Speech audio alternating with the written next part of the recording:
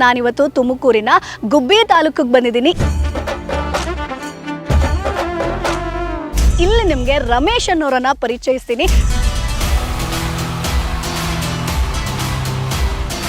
So ಯಾಕೆ ದಾಲ್ಚಿನ್ನಿ ಆಯ್ಕೆ ಮಾಡ್ಕೊಂಡ್ರಿ ಸರ್? ಇದರಲ್ಲಿ ಪ್ರಾಫಿಟ್ ಇದೆಯಾ ಹೆಂಗೆ? ದಾಲ್ಚಿನ್ನಿ ಎಲ್ಲಿ ಬೆಳಿತಾರೆ? ಎಲ್ಲರ ಮೇಲೂ ಇದೆ. ಎಲ್ಲಿ ಬೆಳಿತಾರೆ ಗೊತ್ತಿಲ್ಲ. 3 ವರ್ಷ ನಾವು ಕಾಪಾಡ್ಕೊಂಡ್ರೆ 100 ವರ್ಷ ನಮ್ಗೆ ಬರೀ ಇನ್ಕಮ್ ಕೊಡೋದು. ನಾವು ಅದಕ್ಕೇನು ಖರ್ಚು ಮಾಡೋದು ಬೇಕಾಗಿಲ್ಲ. ಗಿಡ ಲೆಕ್ಕಗಳು ಒಂದು ಗಿಡಕ್ಕೆ 3 kg ಅಂದ್ರೂ ಕೂಡ 6,000 ರೂಪಾಯಿ ಆಯ್ತು. 6,000 ಒಂದು ಗಿಡಕ್ಕೆ 600 ಗಿಡಕ್ಕೆ ಎಷ್ಟಾಯ್ತು? 6 ಲಕ್ಷ ಆತದ್ರ ದುಡ್ಡು ಬರೀ ಮೊಗ್ಗಿನ. ಆಫ್ಟರ್ 3 years ಹೆಂಗೆ ಮೇಡಮ್? 5 years ಆದ ನಂತರ ಒಂದು 10 ಲಕ್ಷ ರೂಪಾಯಿ ಇನ್ಕಮ್ ಪರ್ ಇಯರ್. ನಮಸ್ಕಾರ, ವೆಲ್ಕಮ್ ಟು ಬಾಸ್ವಾಲಾ ಯೂಟ್ಯೂಬ್ ಚಾನಲ್. ನಾನು ಚೈತ್ರ.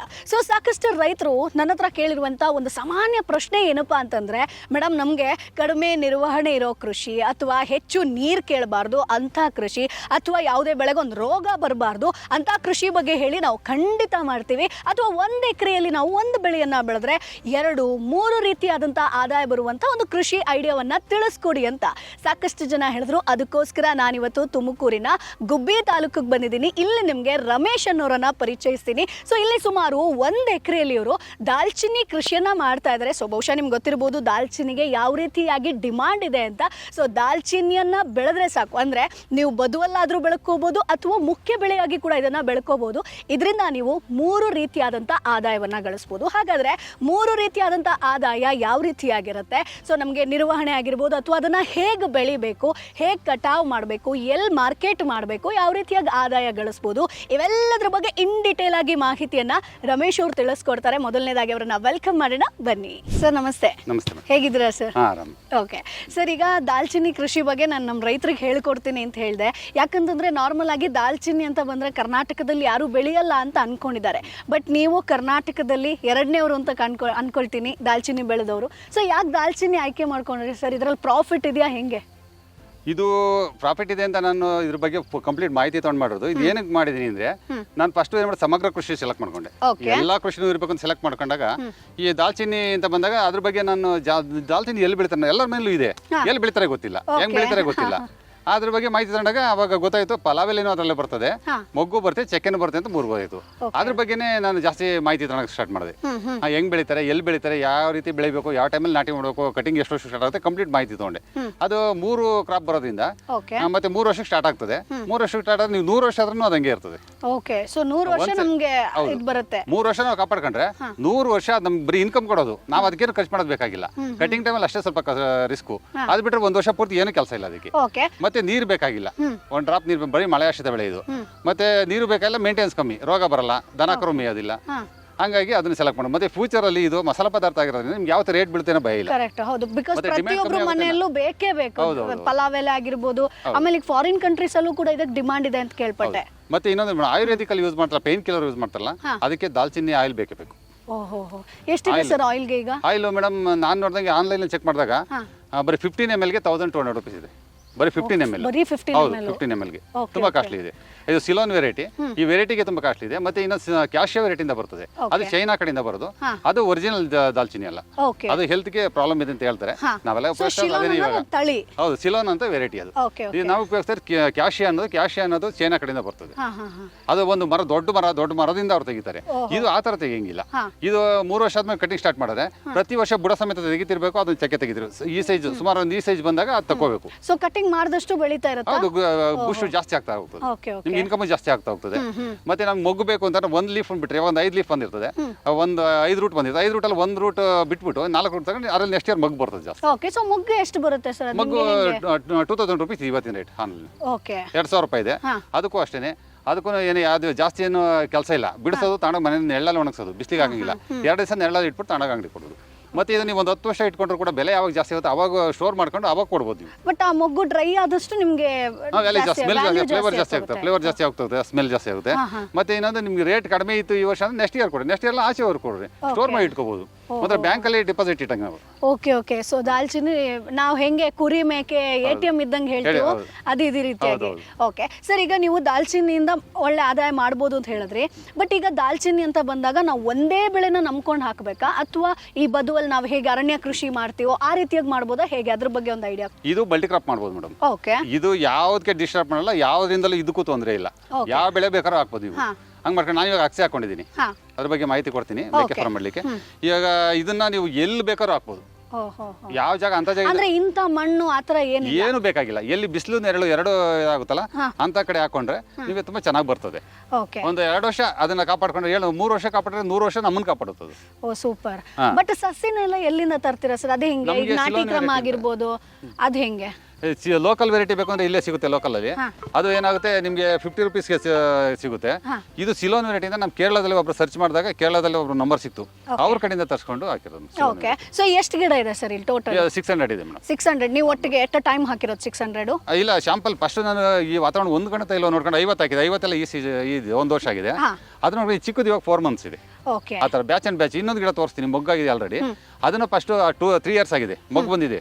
ಅದನ್ನ ನೋಡ್ಕೊಂಡು ತಿರ್ಗಿ 50 ಗಿಡ ಹಾಕೊಂಡು 50 ಗಿಡ ಹಾಕೊಂಡು ಇಡೀ ತೋಟ ಕಂಪ್ಲೀಟ್ ಹಾಕೊಂಡು. ಓಕೆ ಸರ್, ಈಗ ಯಾವುದೇ ಬೆಳೆ ಬೆಳಿತೀವಿ ಅಂತಂದ್ರೂ ಇಷ್ಟು ಅಂತರ ಇರಬೇಕು, ಇಷ್ಟು ಡಿಸ್ಟೆನ್ಸ್ ಇರಬೇಕು ಅಂತ ಹೇಳ್ತಾರೆ. ಸೊ ದಾಲ್ಚಿನ್ನಿಗೆ ಹೆಂಗೆ ಮೇಡಮ್? ಇದರಲ್ಲಿ 2 ಥರ ಇದೆ. ಒಂದು ನಮ್ಮ ಮಗ್ಗು ಪರ್ಪಸ್ಗೋಸ್ಕರ ಯೂಸ್ ಮಾಡ್ತೀನಿ, ಬೇರೆ ಏನು ಮಾಡಲ್ಲ, ನಾನು ಮೊಗ್ಗು ತಗೊಂಡ್ರೆ ಸಾಕು ಅಂದ್ರೆ ಆ ಥರ ಯೂಸ್ ಮಾಡಬೇಕು ಅಂದ್ರೆ ನಿಮ್ಗೆ 15x15 ಹಾಕೋಬೇಕು. ಓಕೆ.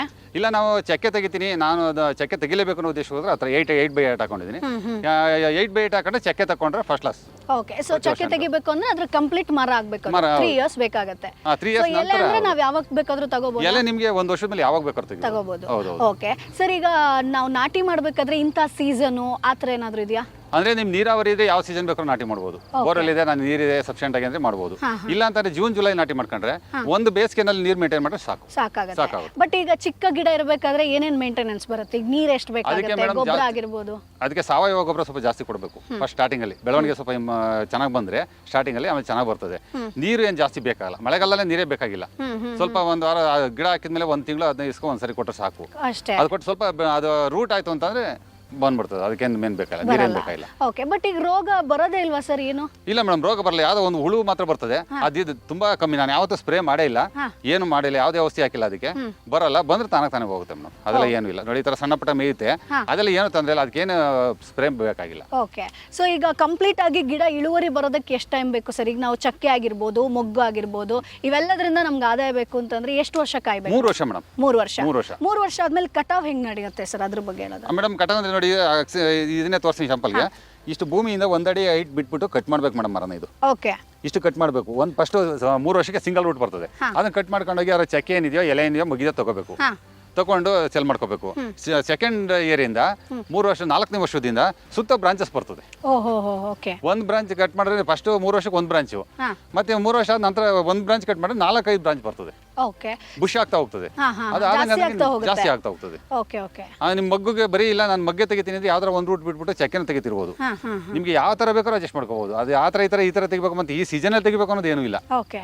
ಮಾರ್ಚ್ಗೆ ಮಗ್ಗು ಬರ್ತದೆ, ಮಾರ್ಚ್ ಇಂದ ನೀವು ಏಪ್ರಿಲ್ ಮೇ ಜೂನ್ ಯಾವ ಬೇಕಾದ್ರೂ ತೆಗಿಬಹುದು. ಓಕೆ ಸರ್, ಈಗ ಫಸ್ಟ್ ಎಲೆ ಬಗ್ಗೆ ಮಾತ್ರ ಮಾತಾಡೋದಾದ್ರೆ ಎಲೆ ಎಷ್ಟು ನಮ್ಗೆ ಇಳುವರಿ ಕೊಡುತ್ತೆ? ಈಗ ಎಲೆ ಮೇಡಮ್ ಒಂದು 5 kg 3 ವರ್ಷದ 4 ವರ್ಷದ ನಂತರ ಒಂದು 5 kg ಒಂದು ಗಿಡದಲ್ಲಿ ಬರ್ತದೆ. 50 rupees kg ಇದೆ. ನಾವೇ ಆಯಿಲ್ ತೆಗೆದ್ರೆ ನಾ ಆಯಿಲ್ ತೆಗಿಬೇಕು ಅನ್ನೋ ಉದ್ದೇಶ ಇಟ್ಕೊಂಡು ಮಾಡಿರೋದು. ಆಯಿಲ್ ತೆಗೆದ್ರೆ ತುಂಬಾ ಕಾಸ್ಟ್ಲಿ ಇದೆ, ಆಯಿಲ್ ತೆಗಿಬೇಕು. ಓಕೆ. ಇಲ್ಲಿ ತನಕ ನೀವು ತೆಗ್ದಿಲ್ಲ? ಇಲ್ಲ ಮೇಡಮ್, ಇನ್ನು ಸ್ಟಾರ್ಟ್ ಆಗ್ಬೇಕಷ್ಟೇ. ಓಕೆ. ಸೊ ಎಲೆ ಬಿಟ್ಟು ಈಗ ನಾವು ಮೊಗ್ಗು ಅಂತಂದ್ರೆ ಎಷ್ಟು ಇಳುವರಿ ಬರುತ್ತೆ? ಈಗ 600 ಗಿಡ ಅಂತಂದ್ರೆ ನಾವು ಒಂದು ಆವರೇಜ್ ಇಟ್ಕೊಂಡ್ರೆ ಅಂದ್ರೆ ನೀವು ಒಂದು ಗಿಡ ಲೆಕ್ಕ ಹಾಕೊಳ್ಳಿ. ಒಂದು ಗಿಡಕ್ಕೆ 3 kg ಅಂದ್ರೂ ಕೂಡ 6,000 ರೂಪಾಯಿ ಆಯ್ತು. 6,000 ಒಂದು ಗಿಡಕ್ಕೆ 600 ಗಿಡಕ್ಕೆ ಎಷ್ಟಾಯ್ತು?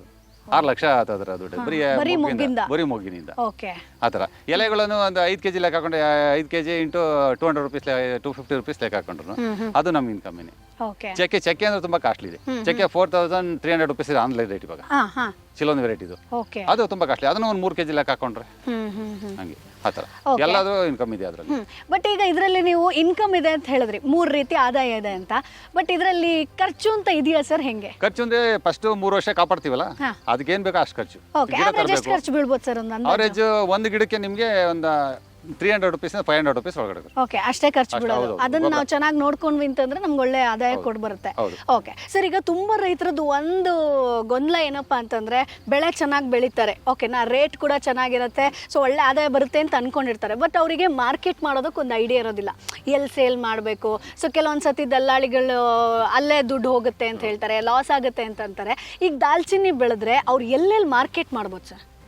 ಮೇಡಮ್ ಇದು ಈ ಎಲೆ ತಗೊಂಡ್ರೆ ಎಲೆ ನಿಮಗೆ ಕಿತ್ಬಿಟ್ಟು 3 ದಿವಸ ನೆರಳಲ್ಲಿ ಇಡಬೇಕು. ಮನೆಯಲ್ಲಿ ತಗೊಂಡೋಗಿ ಸ್ಟೋರ್ ಮಾಡಿ ಇಟ್ಬಿಟ್ರೆ ಅದೇ ಡ್ರೈ ಆಗುತ್ತೆ. ಅದನ್ನ ನೀವು ಸಂತೆಗಳಲ್ಲಿ ಕೊಡ್ಬೋದು, ಅಂಗಡಿಗಳಲ್ಲಿ ಡೈರೆಕ್ಟ್ ಕೊಡ್ಬೋದು.